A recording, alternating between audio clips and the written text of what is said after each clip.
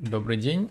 Данный выпуск решил посвятить небольшому обзору Apple TV 4K 2021 года, так как я решил расстаться с ним. Почему? Ну, во-первых, для него тесты закончены. Как в SDR, так и в HDR он протестирован. А во-вторых, это, наверное, наименее популярный ТВ-бокс среди моих зрителей. Третье, для меня в нем не осталось чего-то интересного, для чего я бы мог его оставить себе.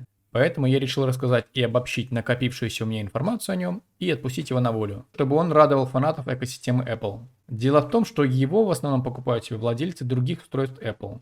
Обычный пользователь Android смартфона будет смотреть при покупке на этот девайс в последнюю очередь, согласитесь. А вот для Apple-водов данный TV-бокс действительно полезен, так как он дополняет возможности их девайсов.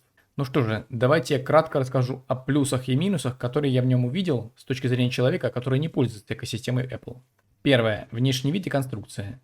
Безусловно, качество изготовления находится на очень хорошем уровне. Чувствуется, что не экономили на материалах, пластик качественный, вес устройства больше, чем кажется с виду, так как применяется тяжелый металлический радиатор, да еще и вентилятор ноутбучного типа. Конструкция, можно сказать, летая, только сзади есть разъем питания, HDMI порт, порт Ethernet. Никаких USB-портов нет. Wi-Fi модуль есть, работает хорошо, но я не сторонник беспроводных соединений для медиаустройств. Пульт замечательный, работает по Bluetooth. Сначала я не мог привыкнуть после кнопочного управления, потом понял, что с тач-панелью передвигаться по меню очень удобно. Так же, как и использовать его в плеере при проигрывании фильмов.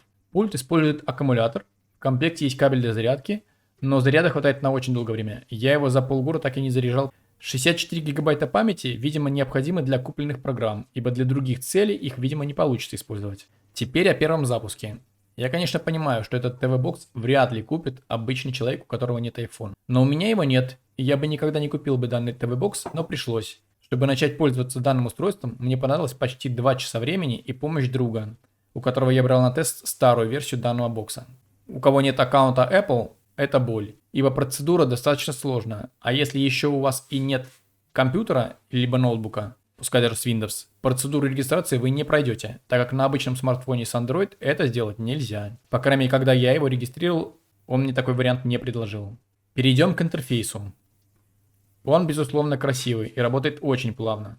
Настроек достаточно много, естественно, все сделано так, чтобы простому пользователю не пришлось много думать и шевелить мозгами, чтобы что-то настроить или поднастроить. Покупая Apple, мы этого и ожидаем, что за нас уже подумали и сделали так, как им нравится и как, видимо, будет нравиться и нам.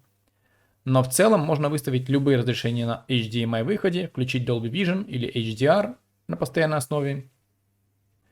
Приложение можно поставить через магазин приложений. Чтобы играть фильмы с вашего NAS, вам понадобится купить и установить плеер. 99% пользователей в итоге раскошелятся на плеер Infuse. Он продается по подписке. Как и все у Apple, все стоит денег, причем немалых.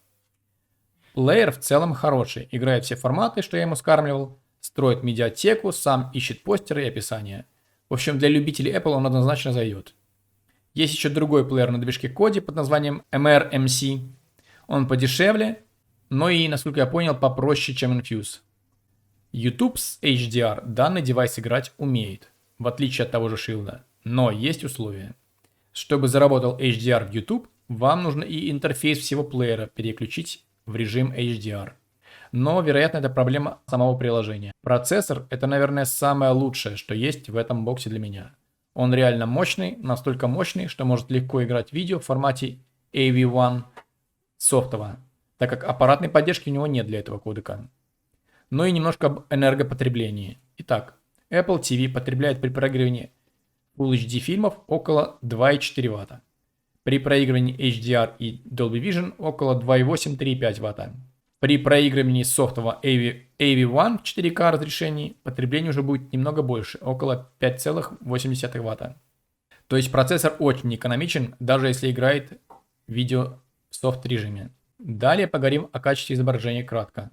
Кто хочет более подробно узнать, смотрите другие мои ролики, где Apple TV участвовал в тестах как SDR, так и HDR. Что могу сказать? В целом хотелось бы лучшего, но что есть. Как в SDR, так и в HDR Apple TV не может похвастаться качественным изображением. У него есть явная проблема с градациями серого, то есть они не серые, а с оттенками цвета небольшими.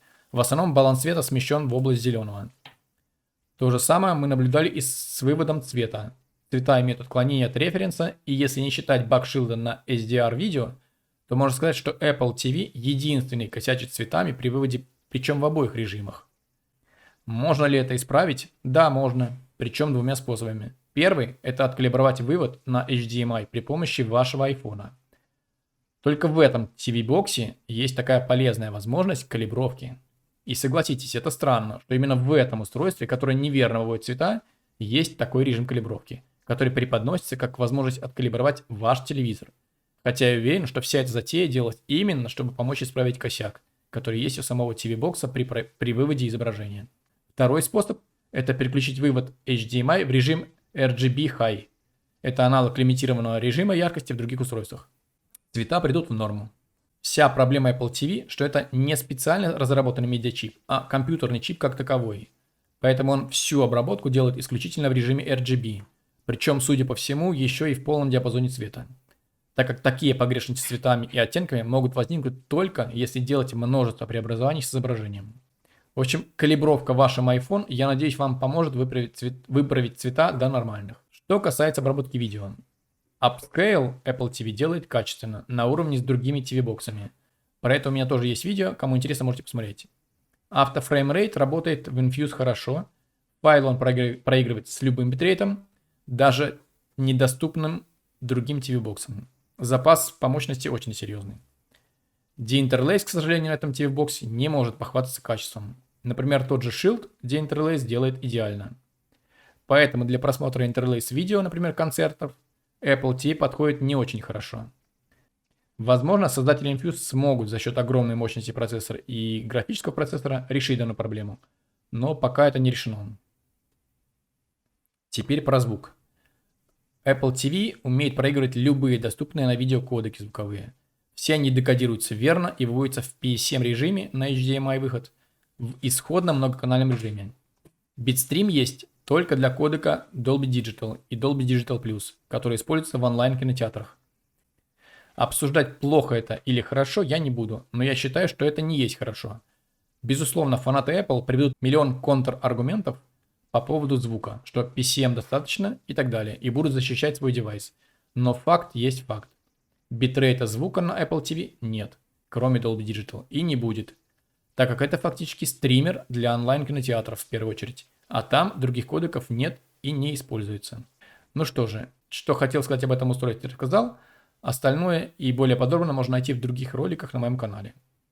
Буду ли я его рекомендовать для покупки? Буду, но только тем, у кого уже есть девайс от Apple. Им однозначно он зайдет. Для остальных людей логичнее купить другие, менее дорогие девайсы, которые будут делать все то же самое, но будут иметь более качественное изображение изначально. Ну а я говорю данному девайсу прощай.